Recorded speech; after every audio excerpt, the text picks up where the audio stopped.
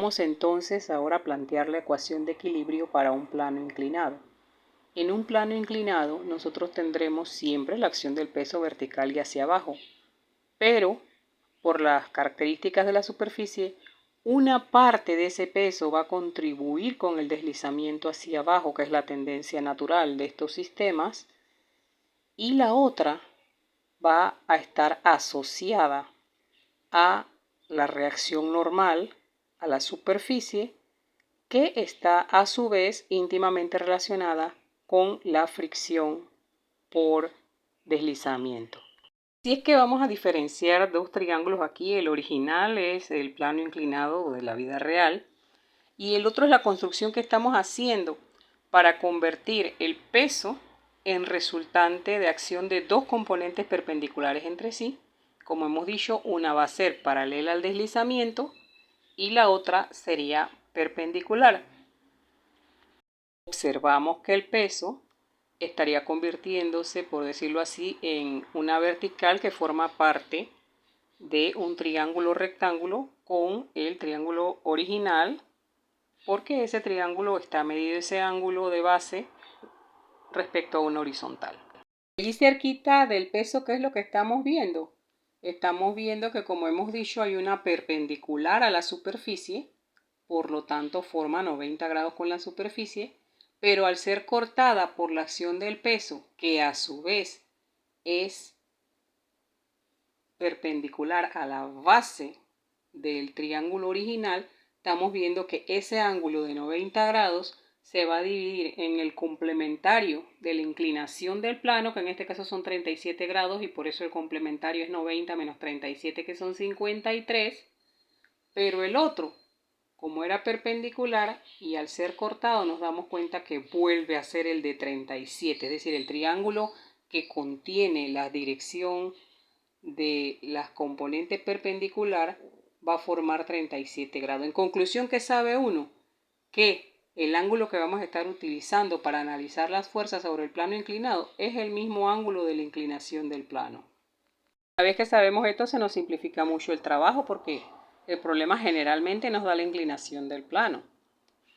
Así es que yo tendría que la componente que va a favorecer el deslizamiento hacia abajo en el plano inclinado va a corresponder con el triángulo en el que estamos señalando la descomposición del peso a precisamente el peso por el seno del ángulo. En este caso de este ejemplo sería W por el seno de 37.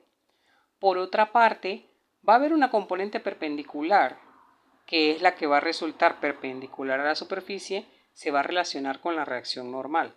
Pero yo les estoy diciendo, bueno, solamente vamos a plantear la ecuación en la dirección del movimiento. ¿Por qué entonces estoy poniendo a la componente perpendicular? Pues porque ella se va a relacionar con otra fuerza que sí se está midiendo en la dirección paralela a la superficie. Y esta va a ser la fricción. Pero ¿cómo, profesora? ¿Cómo la normal se va a relacionar con la fricción? Bueno, esto es lo que se llama en física definiciones fenomenológicas. Es decir, la fricción en realidad es una fuerza de naturaleza electrostática.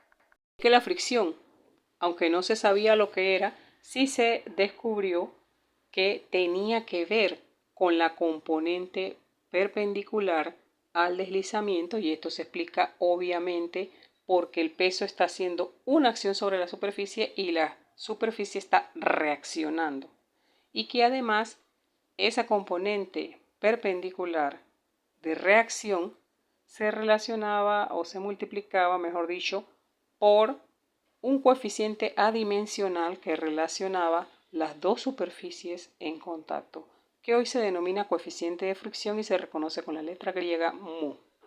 ¿Qué vamos teniendo entonces? Vamos teniendo que la acción del peso se relaciona con la tendencia a deslizarse hacia abajo por medio del cálculo de la componente paralela al plano, que en este caso sería mg por el seno de 37 grados.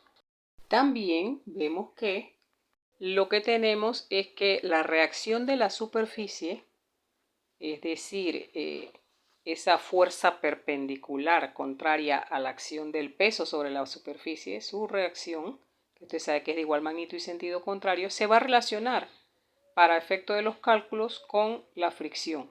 Es decir, cuando yo voy a calcular la fricción, tengo primero que haber conocido cuánto vale la componente perpendicular al peso, que en este caso, por la construcción que hemos hecho, nos damos cuenta que es mg por el coseno del ángulo, que en este caso sería el coseno de 37.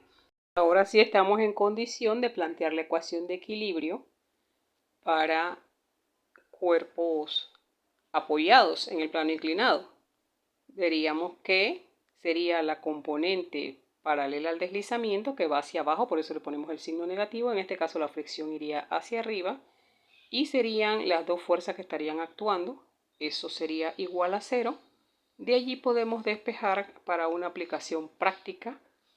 La idea es calcular el coeficiente de fricción estática con un transportador y las dos superficies en contacto.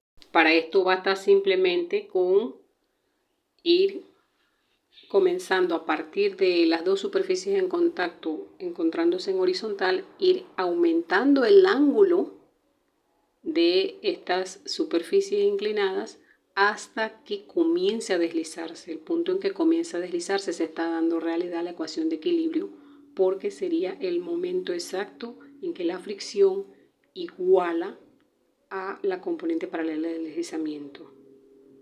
El estudio de las fuerzas de fricción con la intención bien sea de disminuirla o de fomentarla en alguna aplicación práctica, surge lo que se llama tribología. Una solución tribológica es aquellas cosas que se utilizan para disminuir la fricción o para fomentarla. La fomentaríamos, por ejemplo, en el caso de los frenos de los vehículos, que queremos que frenen lo más pronto posible en caso de una urgencia. Y a su vez, la queremos disminuir en todos los demás casos, como por ejemplo que vamos a movernos y no queremos que la fricción nos haga daño en nuestro pie. Por eso se diseñan los calzados con algunos recubrimientos, y también cuando nuestro cabello se eriza por efecto de que al frotarlo para enjabonarlo o ponerle shampoo, queda el cabello erizado, entonces usamos soluciones tribológicas como el enjuague.